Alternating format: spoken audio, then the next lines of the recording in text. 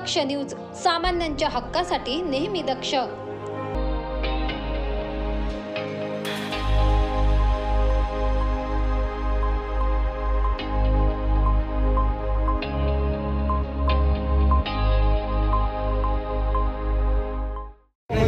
बच्चू भाऊ तुम आगे बढ़ो, हम तुम्हारे साथ हैं। बच्चू भाऊ तुम आगे बढ़ो, हम तुम्हारे साथ हैं। गांधी संघटनेचा गांधी संघटनेचा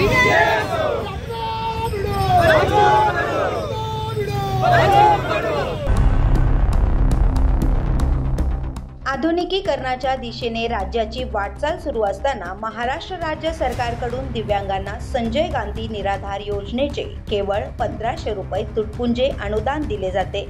यामध्ये वाढ करून ते 6000 रुपये करण्यात यावे अशी प्रमुख मागणी प्रहार दिव्यांग संघटनेने केली आहे।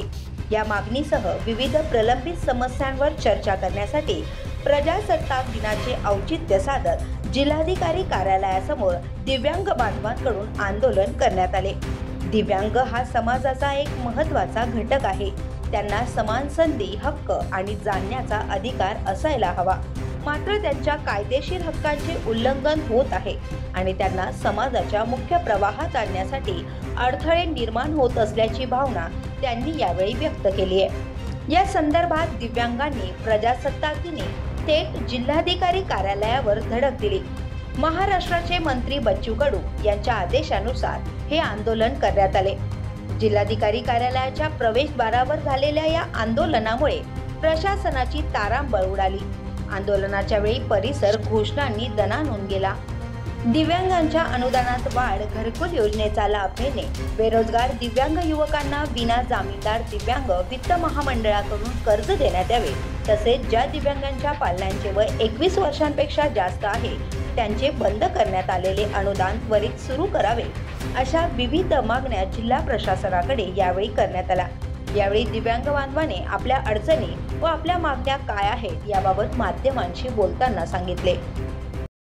राष्ट्रीय प्रजासत्ताक दिनानिमित्त आमदार तथा माजी मंत्री बच्चूभाऊ कडू यांच्या आदेशाने संपूर्ण महाराष्ट्र राज्यातील जिल्हाधिकारी कार्यालय येथे दिव्यांगांच्या प्रलंबित समस्यांच्या मागण्यांसाठी आंदोलन करण्यात येत आहे। नाशिक जिल्हाधिकारी कार्यालय येथे मोठ्या प्रमाणात नाशिक जिल्ह्यातील दिव्यांग या ठिकाणी उपस्थित असून आमच्या ज्या काही मागण्या आहेत, दिव्यांगांना 6000 रुपये पेन्शन मिळाली पाहिजे, दिव्यांगांना घरकुलचा लाभ मिळाला पाहिजे, दिव्यांगांना शिक्षणासाठी कर्ज विना जामीनदार उपलब्ध झाले पाहिजे। मुळात आपण जर आज लक्षात घेतलं, आज एवढ्या महागाईच्या युगात जर आपण एखादा शासकीय अधिकारी जेव्हा एखादा नाश्ता करतो तर नाश्त्याचं बिलच 1500 ते 2000 रुपये होतं आणि तुम्ही दिव्यांगांना दरमहा 1500 रुपये अनुदान देऊन दिव्यांगांची चेष्टा करण्यासारखं आहे। एकीकडे तुम्ही दिव्यांगांसाठी कायदा केला, दिव्यांगांना समाजाच्या मुख्य प्रवाहात आणण्यासाठी तुम्ही प्रयत्नशील असतात असे सांगतात, कायदे करतात, परंतु मुळात तो दिव्यांगांचा लाभ होतो का?